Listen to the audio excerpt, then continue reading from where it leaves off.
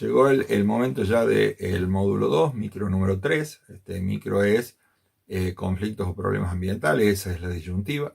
Es un tema que es el corazón de la consultoría, el corazón de la solución de los problemas ambientales. Por eso quizás en unos 15 minutos trate de resumirlo y podamos volver después en esto, porque es un tema muy importante.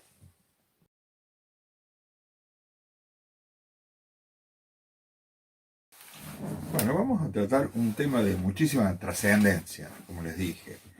El conflicto ambiental es la tensión, es el malestar, es la disputa, es la bronca, es la queja, es el debate, es la amenaza imprecisa aún, pero de un peligro latente que está acechando a la o a las personas involucradas.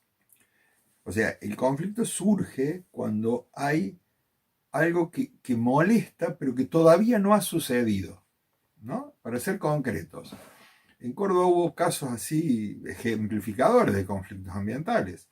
La planta de Cormecor, aún en eterna disputa, aunque todavía no se ha hecho absolutamente nada. Reciente, digo, ¿no? La autovía de Punilla, no se construyó nada y se generó todo un conflicto detrás de eso, ya con solución definitiva, pero un conflicto. ¿Por qué? Porque no hubo una falla cierta, o sea, hubo una presunción de fallas posibles si se realizaba la obra.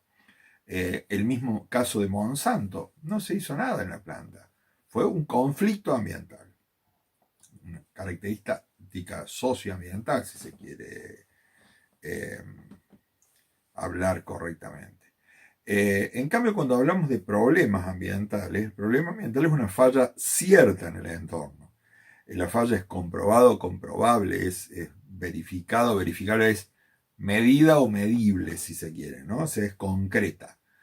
Una falla es la contaminación del río Suquía producido por la planta de Bajo Grande, el estallido de el depósito de químicos en Alta Córdoba, tanques de combustibles que han tenido pérdidas en estaciones de servicio, o sea, cosas absolutamente concretas. Vos vas, medís, ves y el daño está producido. ¿Está bien? Eso es un problema ambiental que hay que solucionar. Lo otro es un conflicto. Hay una diferencia entre ambas cosas. Ambas se deben tratar, pero desde distintas perspectivas. Una es una cuestión social, la otra es una cuestión de las ciencias exactas, por así decirlo. No hay que sacarle importancia a ninguna de las dos en absoluto, ¿no? O sea, las dos son absolutamente importantes, pero es muy importante también que el grupo de profesionales actuantes sepa distinguir muy bien de qué se trata, porque si no, no se va a llegar jamás a ningún tipo de solución. ¿Siempre es tan claro esta cuestión? No, en absoluto. Hay una gran zona gris donde uno no sabe si hay un problema o un conflicto ambiental, porque no necesariamente uno lleva de la mano del otro. Muchas veces hay problemas ambientales reales que no se manifiestan como conflicto. Nadie se percató de la situación, no hay conflicto, sucede durante años y no es un problema, o sea, es un problema, pero no es un conflicto. Durante muchos años en la Ruta 9 Norte te vendían tortugas en la ruta y la gente que vendía tortugas estaba muy contenta porque como estaban desmontando todas, las tortugas las agarraban más fácil. Y la gente que compraba tortugas también estaba contenta porque las tortugas estaban más baratas. El problema ambiental existía porque esos desmontes generaron los enormes problemas que tenemos hoy de cambio climático, bueno, inundaciones y todo lo que ya todo el mundo sabe.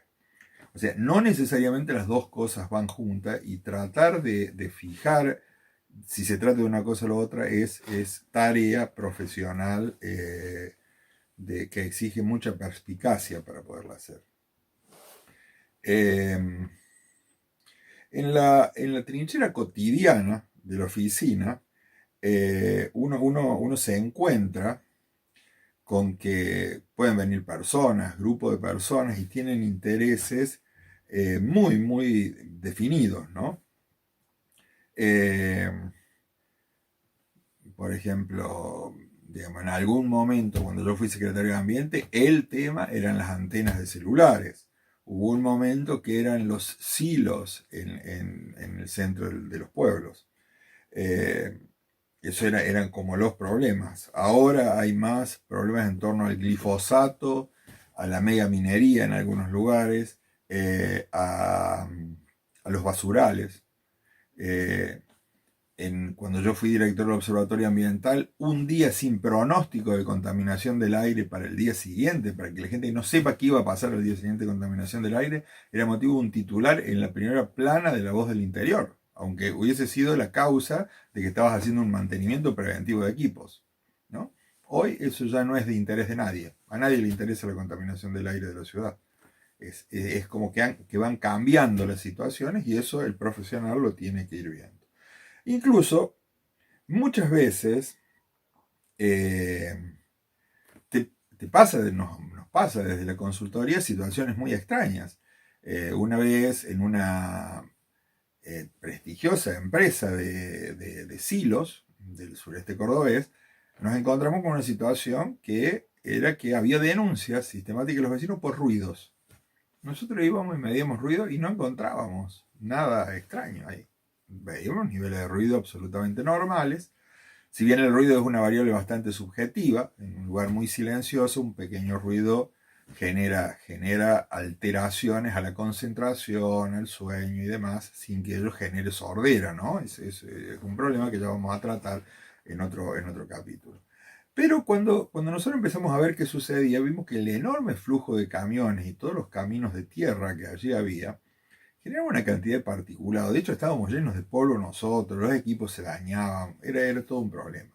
Convencimos a la gente de esa cooperativa de hacer mediciones de polvo en suspensión, aparte de las de ruido, y se dio la siguiente situación. Los vecinos que estaban movilizados con el ruido se dieron cuenta de que su conflicto, que lo del ruido no era un problema, era un conflicto ambiental, lo que ellos tenían que resolver, que la empresa trabaje a ciertas horas para que puedan descansar y demás.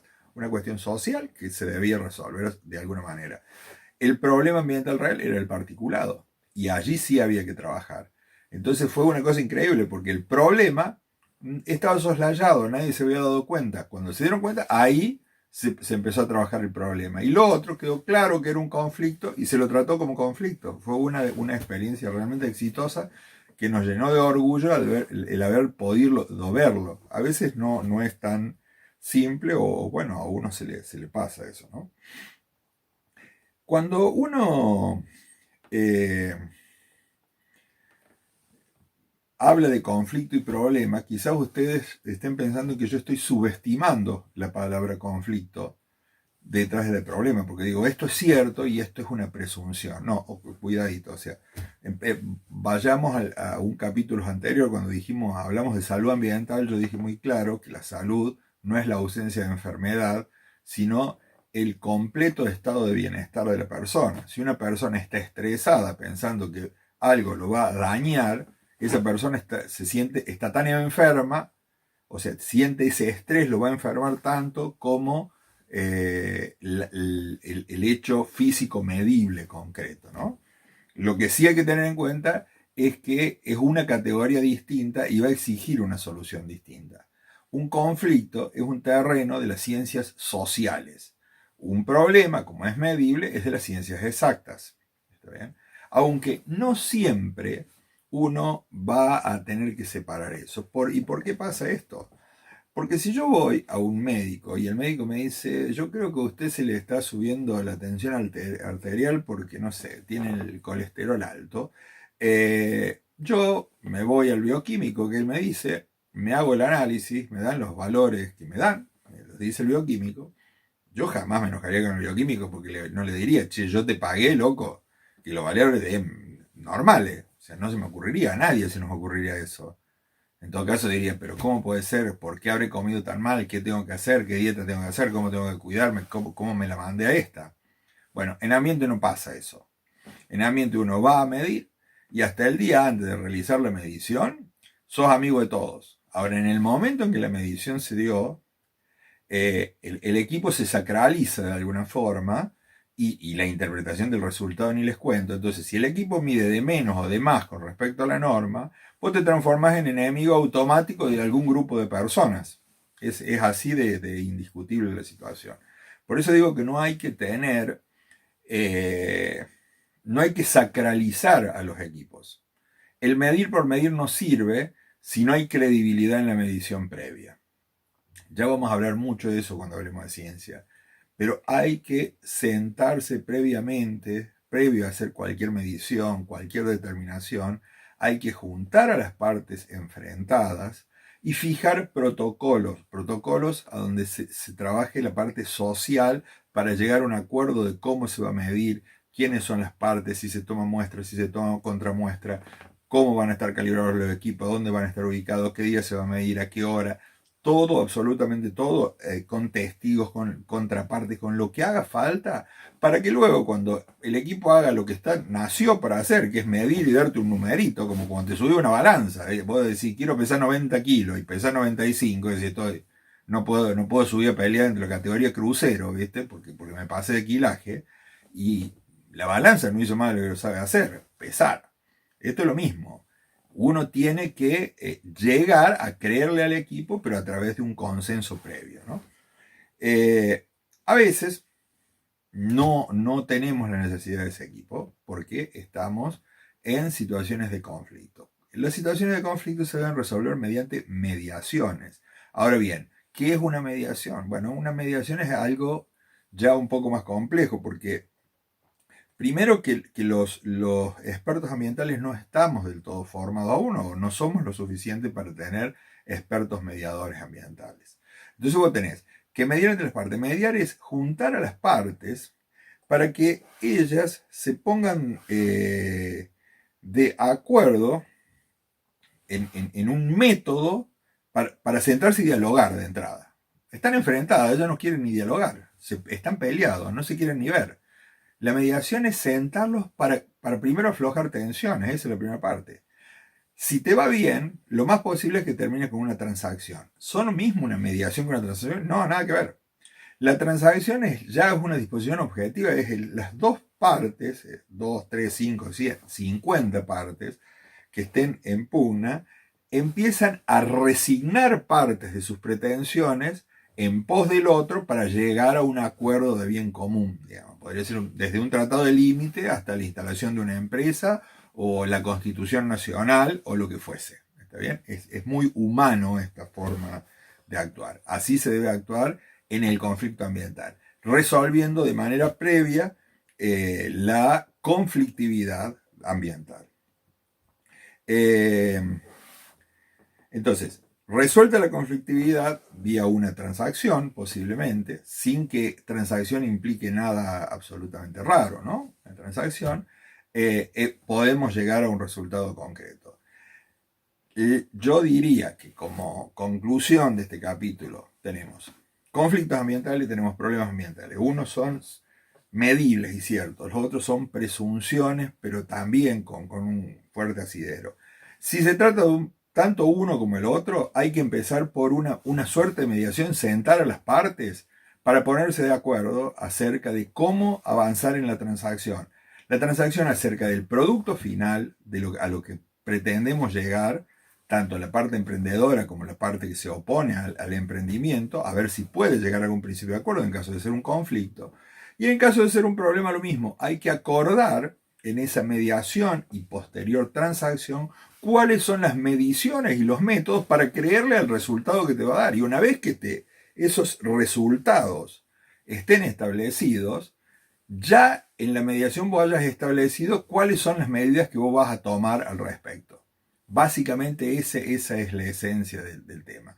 Es creer en el equipamiento que te dio un resultado. 2, bueno, listo, ya está. Este es el valor y voy a creer en él y desde entonces tengo o no tengo problema, punto. Pero eso exigió una parte anterior. Terminamos con esto el capítulo.